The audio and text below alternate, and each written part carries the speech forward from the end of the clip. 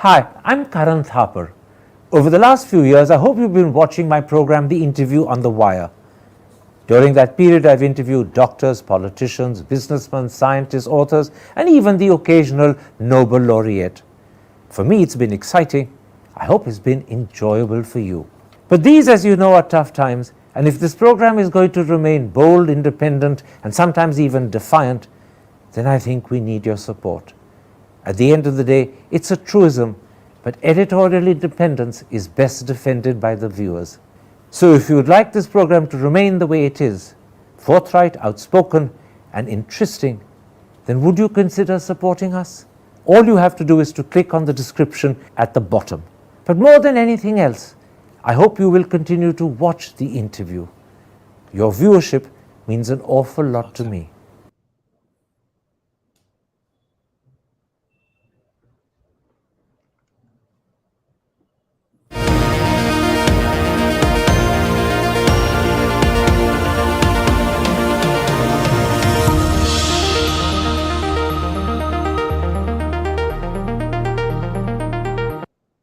Hello and welcome to a special interview for The Wire.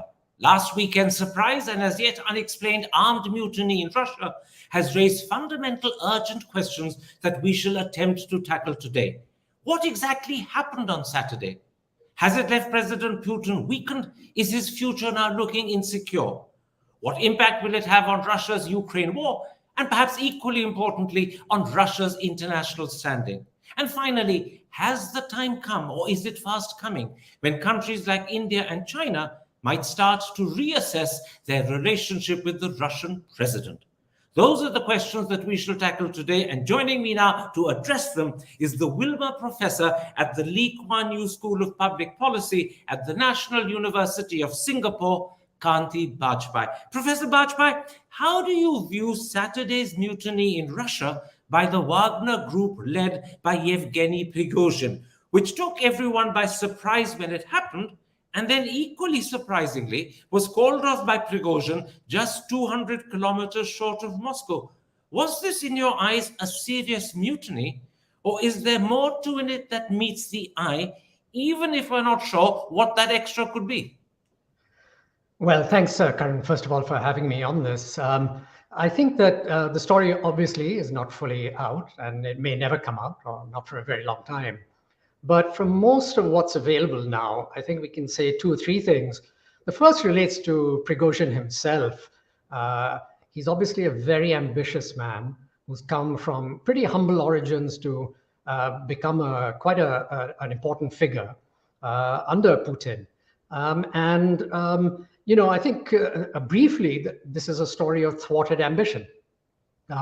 He pretty clearly has ambitions beyond, being in his uniform in the front lines in Ukraine. He's used to a life in Moscow of some prominence. And I think he was probably aiming for a bigger role back in Moscow under Putin. And the reports that his force, the Wagner Group, amongst other private militias, was going to be brought in to the regular Russian armed forces, or at least under their control, set in motion a fear on his part that he might lose his kind of power base and his ambitions, perhaps to replace the current defense minister Shoigu and attain some more formal position in the Putin administration, that this was beginning to disappear. And so I think that's a very large part of the story. I think a second part of the story is that there's some unhappiness, obviously, between the top ranks of the Russian government. We've seen Putin humiliate Shoigu and Gerasimov in public just a few months ago. And they're described as a kind of Moscow faction of the leadership, whereas Putin and Prigozhin, this private actor, supposedly the more St. Petersburg faction. So I think there's something going on there as well. And Prigozhin probably wanted to exploit that and bargain his way into some kind of a position by mounting this rebellion, forcing Putin's hand, hoping that he would take sides, at least to the extent of inviting Prigozhin into some more formal role. I think that's kind of more the story than a lot of other stuff doing the rounds on all kinds of conspiracy theories, including the foreign hand theory. Okay, so you do believe that there was a serious element of mutiny here, perhaps fueled by Prigozhin's ambition and his desire in some way to thwart whatever threat Shoigu was holding out. This wasn't a ploy, this wasn't a conspiracy, as some elements of the Western media have begun to speculate. Yeah, I mean, I think it was a fairly serious rebellion in the sense that the objective in the end was not to supplant Putin, but to bargain his way into the government. I have to say that, I mean, when we talk about Prigozhin as a kind of ambitious actor, I think we must grant also that he's probably got a fair amount of kind of Russian ultranationalism or nationalism that fuels what he's been doing. And he has some genuine grievances toward Shoigu and Gerasimov in terms of their military competence, supplies that were not reaching the Wagner Group and so on, allegedly. So, these things are complicated, but so it wasn't just pure ambition. I think he was also holding up a mirror. And he probably thought he's one of the few people who can do it, given his friendship or links to Putin, holding up a mirror to the military campaign, which has been, quite ordinary by any standard, if it hasn't been. You talk about Prigozhin holding up a mirror, but if you go by one of the most important statements he made, I think on Saturday morning, the mirror was being held up to Putin rather than to the defense minister, because on that occasion, he undermined Putin's explanation for launching the Ukraine war. He said Ukraine did not provoke Russia, but Russia's elites had been pillaging the Donbass region since 2014 and had become greedy and wanted more. He then went on to say that the Russian army had conducted the war incompetently and added, at least on one occasion, that 4 times more soldiers had been killed than is officially admitted. Now, even if the mutiny has been called off, these comments remain on record, and some of them are sharply critical of Putin by implication. How do you view these comments? Well, I mean, he's intemperate. If you watch him on television, you can see that he's a mixture of sort of charismatic, bombast, narcissistic. Everything is about him. I mean, you see him in uniform, toting a gun, and all of that with the troops. He reaches out, he hugs them, and so on. I don't think he's probably ever fought a day in his life. But he gets into that kind of mode. And so quite a lot of it is about that. And I think out of that, he says things that he probably shouldn't for his own good. And his remarks about Putin, well, I mean, in Russia, everything beyond a point is forgivable. Things are muted. Remarks made disappear into the internet space. Nothing is, unrecoupable in Russia. And so I think that probably more than anything else, he was being intemperate. And look, I mean, there's wide support for the Ukraine operation. It's not just Putin's operation. In fact, Gerasimov and Shoigu are probably equally at the forefront of decision-making on invading the Ukraine. So, when he's addressing Putin, he's also holding out a bit of a threat to Putin. And so hoping that, this will discombobulate Putin enough to try and accommodate him. It was a fine game and a fine hand that he was playing, and a potentially dangerous one, but he's a risk taker. Just look at his life. From a criminal to a hot dog seller to a restaurateur. He's been in gambling and who knows what else. And now, he's the head of a private army and very wealthy. So he's a risk taker. Let me raise another aspect of this very interesting but bizarre episode that happened over the weekend. The Belarusian president, Alexander Lukashenko, issued a statement that the mutiny had been called off after he, Lukashenko, had negotiated a settlement with Prigozhin. Now that suggests that Prigozhin got something in return. Is it just that charges have been dropped, or could there be more that he's got? And the reason I ask is because publicly, at least, Putin called the mutiny treason and betrayal. He accused Prigozhin of backstabbing. So if Putin has now done a deal with a man he calls a traitor. Hasn't he ended up contradicting himself in Russian eyes? Yeah, I think he probably has, but which leader doesn't? And Putin, never underestimate Putin's ability to manipulate, be flexible, if that's the word, flexible, to turn on a dime, to change his mind. He's a former spy. He'll say and do anything to achieve his ends, Putin, So, the deal may be that, Prigozhin gets his life.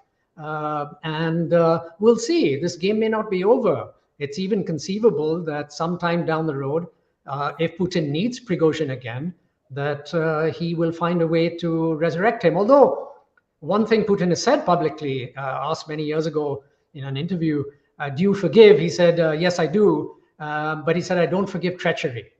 Now, so far he's painted this as treachery, in which case it would suggest there's no way back for Prigozhin. But in Putin's Russia, anything is possible, I think. And he's not greatly concerned about public opinion. I think there's a view that he's very weakened in Russia. People will be asking all kinds of questions, maybe at a popular and elite level.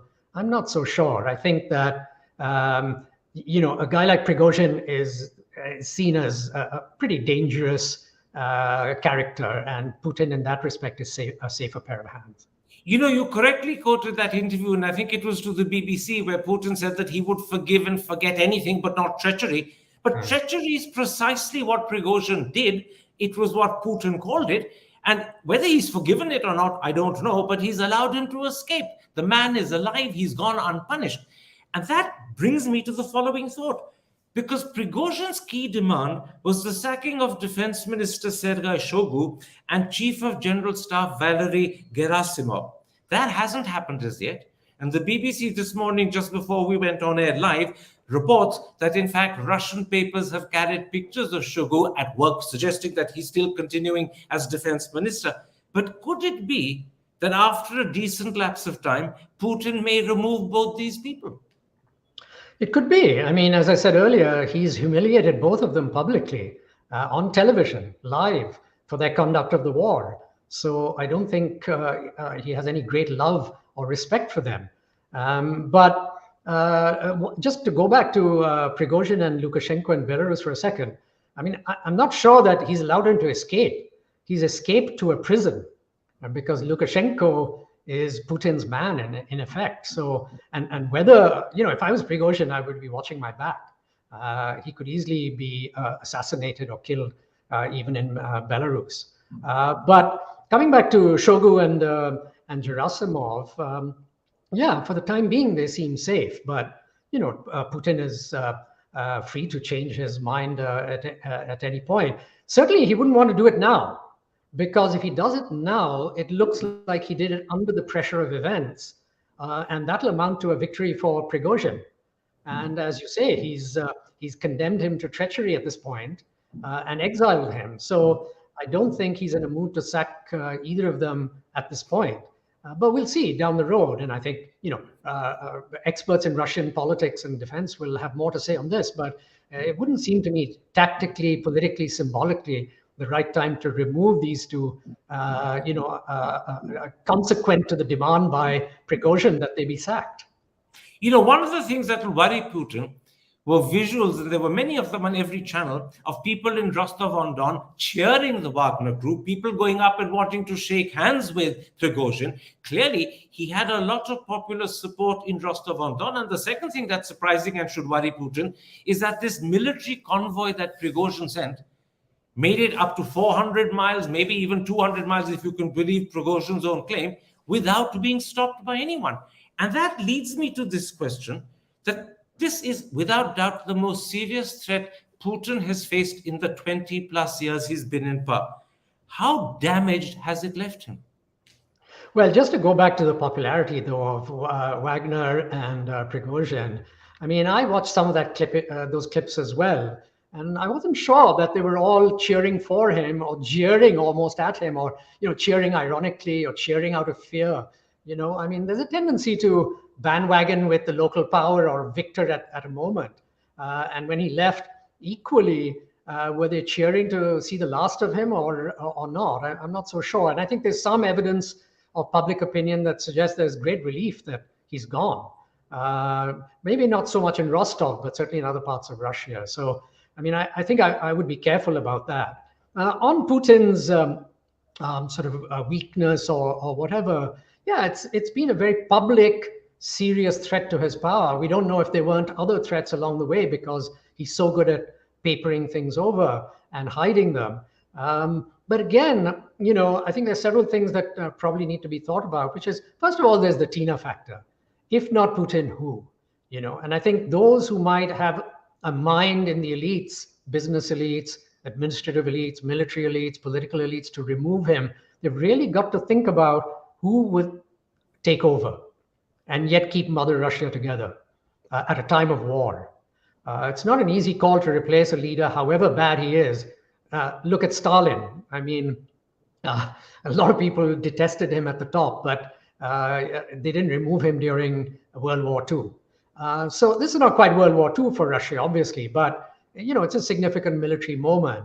I don't think this would be the time to move against him. And again, you know, Putin has penetrated every aspect of Russian political administrative life. A Stauffenberg you know, the old Hitler coup, which failed.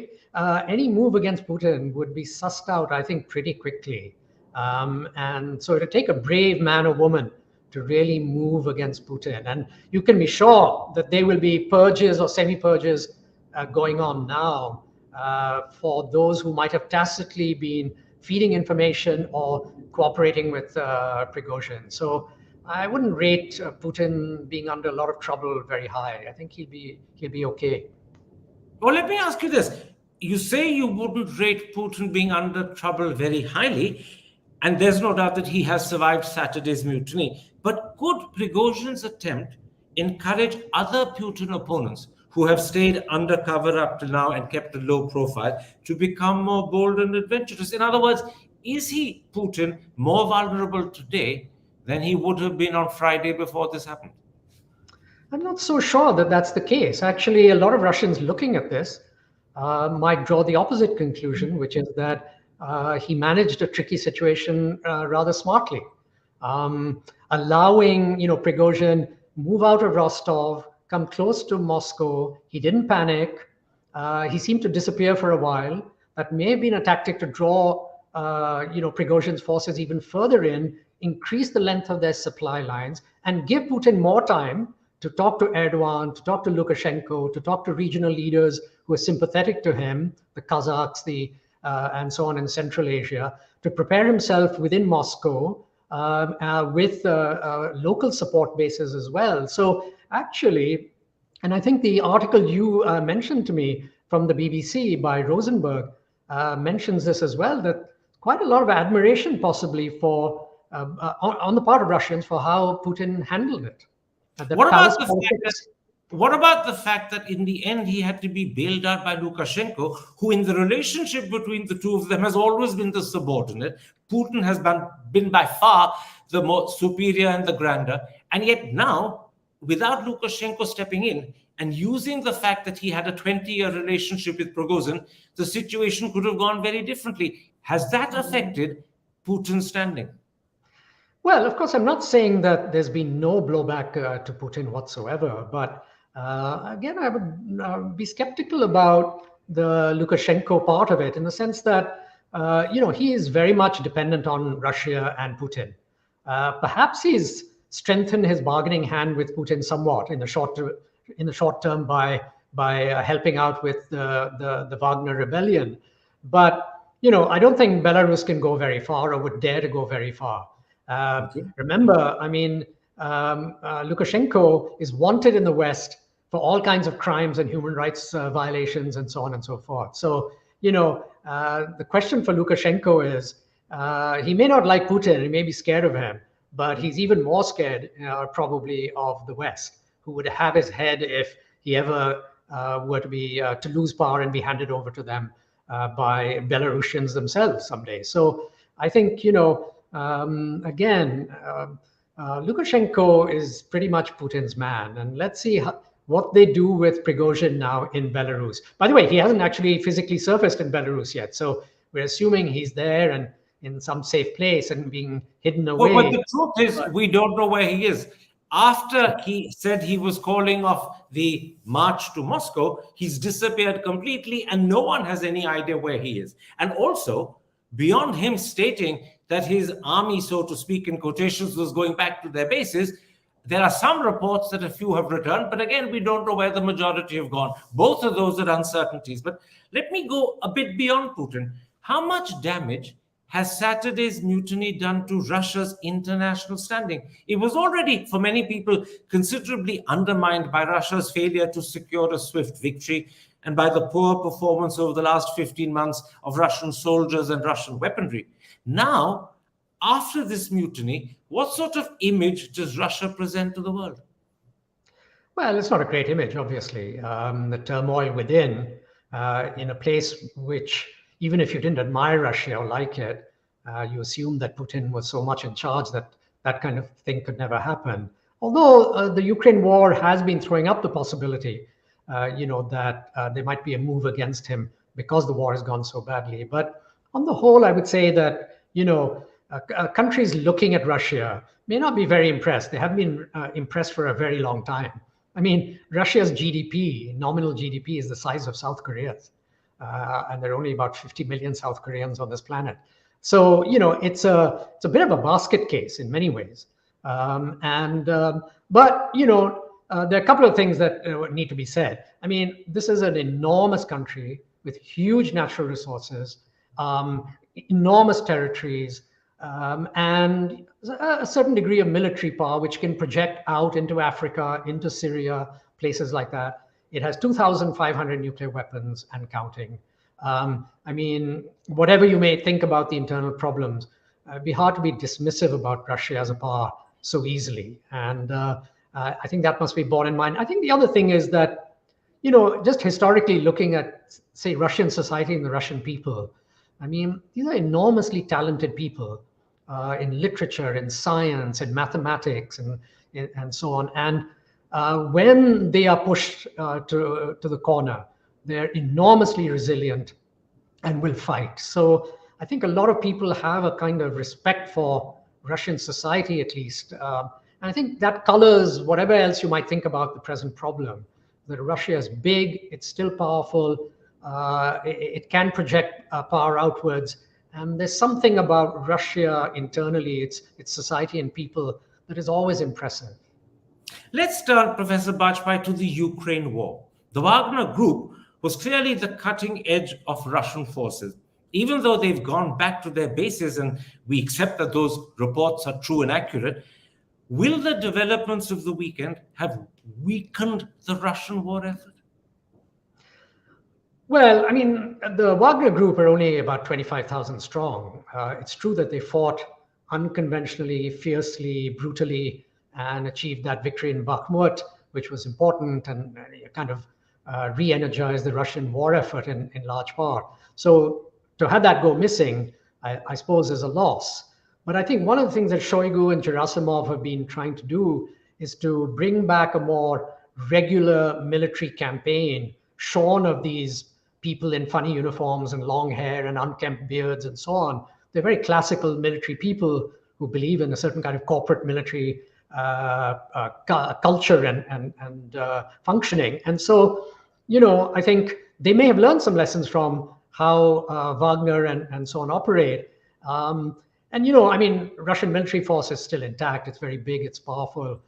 There may be a setback temporarily, but the Ukrainian attack or counterattack has already run into difficulties and is kind of stalled at this point.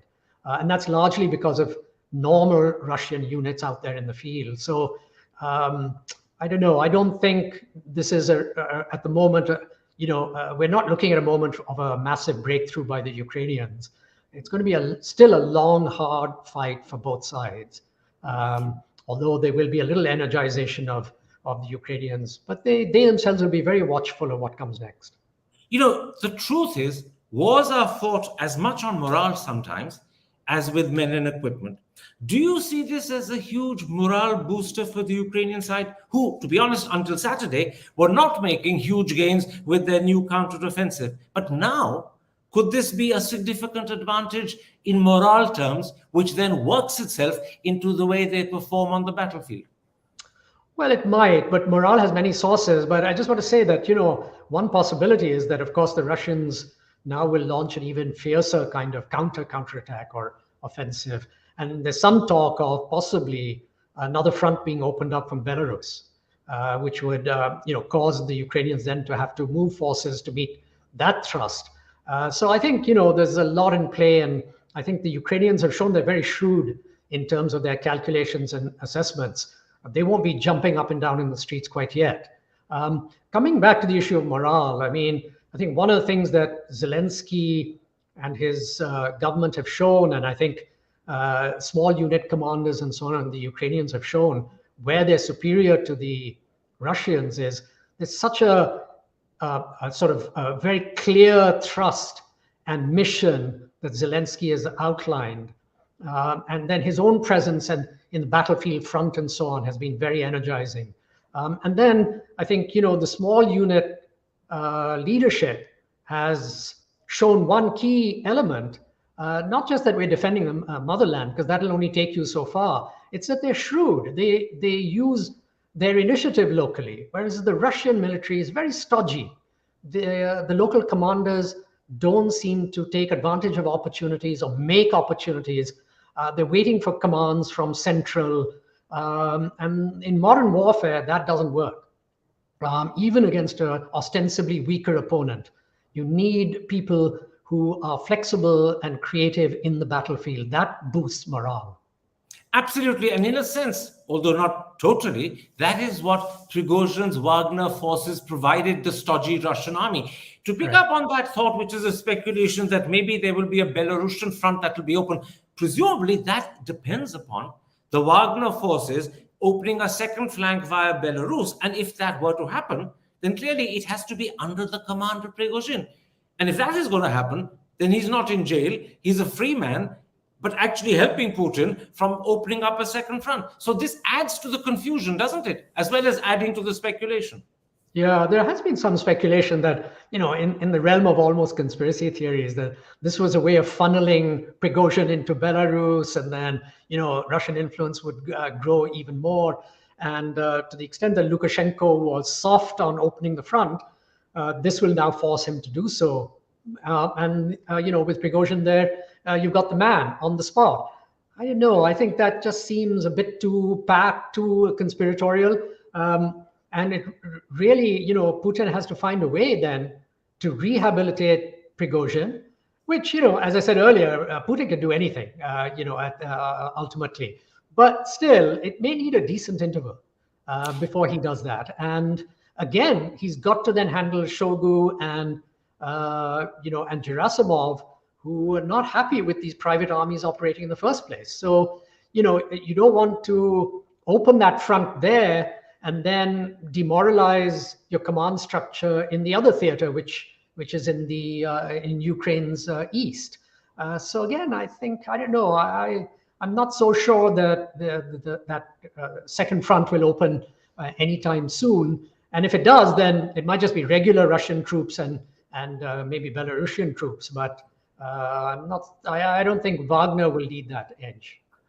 We're coming to the end of this interview, but before we end, let's widen our discussion one more time and look at whether this could have a critical impact on the allies that Russia is so dependent upon today.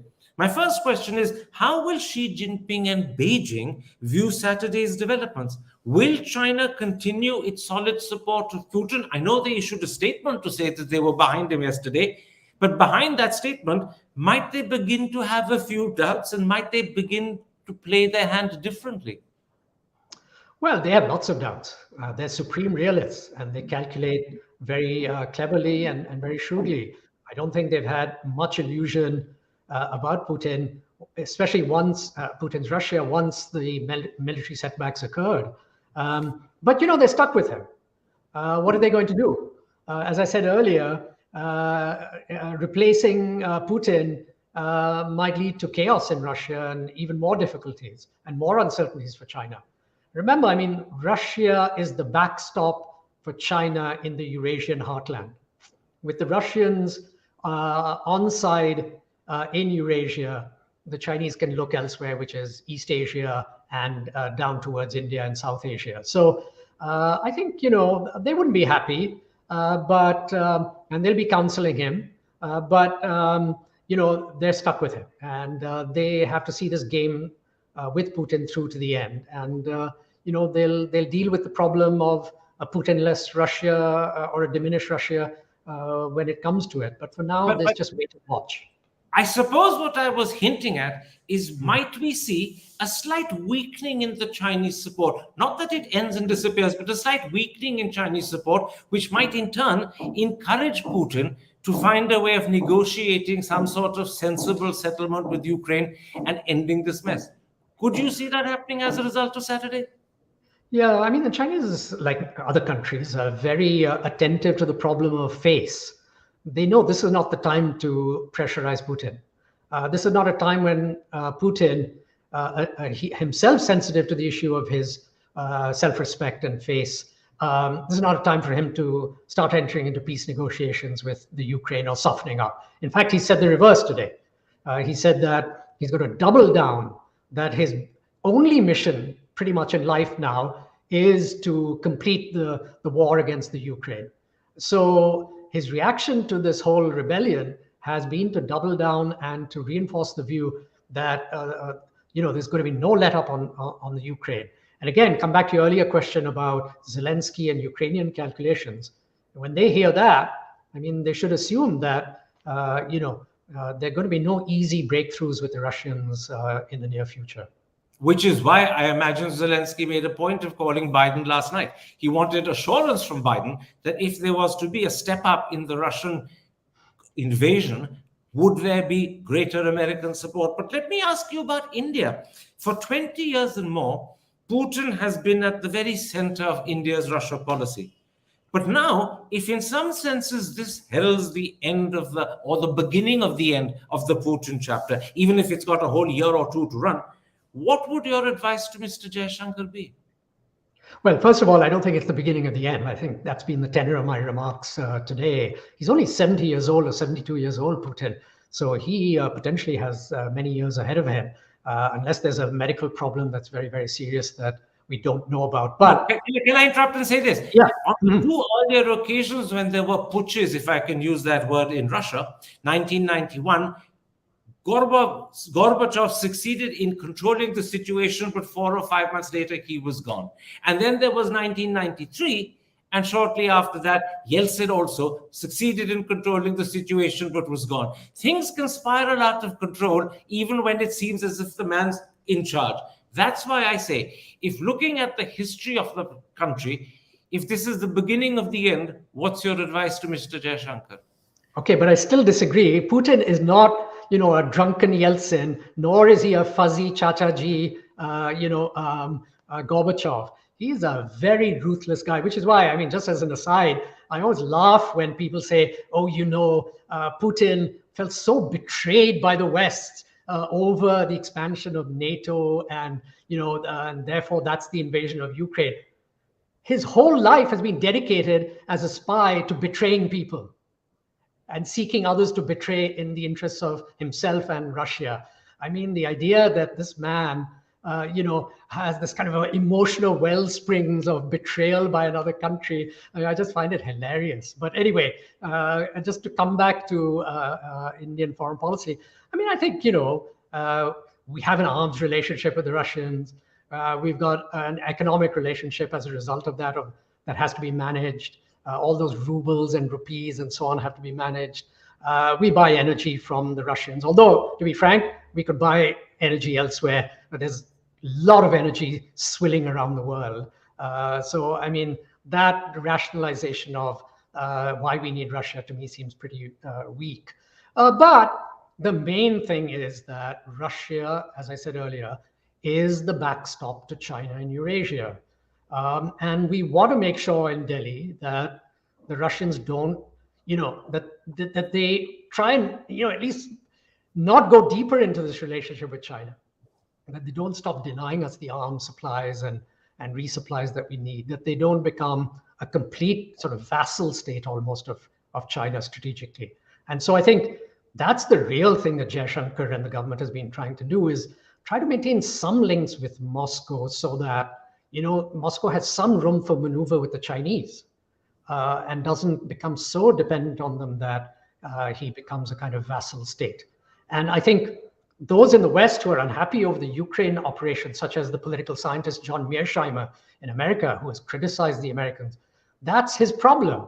It's not that he loves Russia and loves this war in the Ukraine. He thinks the main game is the rise of China geopolitically. America should be focused on China, and the Russians must be kept on side the West, or at least very neutral. And I think that's where India is coming from at the end of the day, apart from the arms, is try and keep the Russians from not going completely over to China.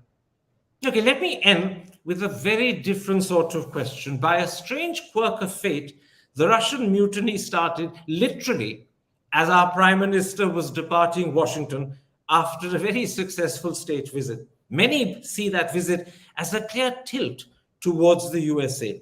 If that is the case, would you say, first of all, it's strategically timely? And secondly, as we look down the road, do you think Washington increasingly, rather than Moscow, will play the larger and the more influential role in India's foreign policy? Well, yes and yes. I mean, it's a strategically important moment for India, clearly. Although, I mean, if you just look at the substance of what was agreed, the jet engines and the drones or the UAVs, I mean, it's not a game changer in India's defense, but the symbolism of it, the longer term technology pipeline to the Indian armed forces and various defense agencies, that's the real importance. And we'll have to see how that works. Does it, vivify the Indian defense industry to become more innovative and so on? The jet engines by themselves and the drones, I mean, I think it's relatively small part of what's going on. I mean, a tilt to America, it's not in India's DNA beyond a point to be an alliance partner or a junior partner to anyone. Whether that was Nehru and his successors right up to Mr. Modi, we just don't have it in us to go that way. And so, and you look at Indian behavior vis-a-vis China, its biggest concern. All that the government says is, get out of the lands you took in 2020, and that's pretty much it. There's not one word of criticism otherwise of China, pretty much. In fact, the sharper criticism by Jaishankar is against Western doubters of India's Ukraine policy or Western criticisms of Indian human rights and democracy. He's much sharper in tone vis-a-vis Western countries and the American media and others than he ever says anything negative about China. But isn't that because we're scared of China and we don't want to provoke them any further? Anyway, yes. They have trespassed on our land, even though the Prime Minister officially denies that they have. But police reports have made it very clear that we've lost access to some 26 of 65 patrolling points. We don't want to provoke them further because we know, were it to come to confrontation, we could face a very tricky situation, which is also why we have begun to warm up to America much more than previously. Yeah, true. But, it's very clear both from Delhi as well as Washington that the Americans are not going to ride to the rescue in a border war with the Chinese. I mean, so it's not that. It's that, we can handle the Chinese on the border, at least for the foreseeable future, with the forces and tactics and so on that we have. But it's the long-term vision of the Indian government, quite rightly, and of the American government to build up Indian power. And, the visit is, as previous visits of other prime ministers, is to try to clear away, those things that get in the way of transfers of technology, armaments, capital, people to people, and so on. All those things that will make India stronger in the long run. And then India will play its natural counterpoint, counterbalancing role to China. I mean, that's what the Americans want. I mean, they know we're not going to join a war in Taiwan, but they want us to keep the Chinese off balance a little bit. And in the long term, with 1.4 billion people and counting, and a robust economy and technology base, to be a longer term rival to China outright on our own, without any American support and wherewithal. Professor Bajpai, let's leave it there. I think I'll add for the audience that whilst we were doing this interview live on air, I had one eye on the BBC, which is just above my head on the TV screen, and they were showing footage of Russian Defense Minister Sergei Shoigu inspecting troops. And I take it that is live footage and not archival footage. And clearly the BBC said it was distributed by the Russian Ministry of Defense. So the message going out from Russia and presumably from the Kremlin is that Shoigu is in charge, doing his job, he's defense minister. And that, in a way, I presume, is Putin's way of saying, I'm in control. Thank you very much for this interview. Thank you very much, Karan. Hi, I'm Karan Thapar. Over the last few years, I hope you've been watching my program, The Interview on the Wire. During that period, I've interviewed doctors, politicians, businessmen, scientists, authors, and even the occasional Nobel laureate. For me, it's been exciting. I hope it's been enjoyable for you. But these, as you know, are tough times, and if this program is going to remain bold, independent, and sometimes even defiant, then I think we need your support. At the end of the day, it's a truism, but editorial independence is best defended by the viewers. So if you would like this program to remain the way it is, forthright, outspoken, and interesting, then would you consider supporting us? All you have to do is to click on the description at the bottom. But more than anything else, I hope you will continue to watch the interview. Your viewership means an awful lot to me.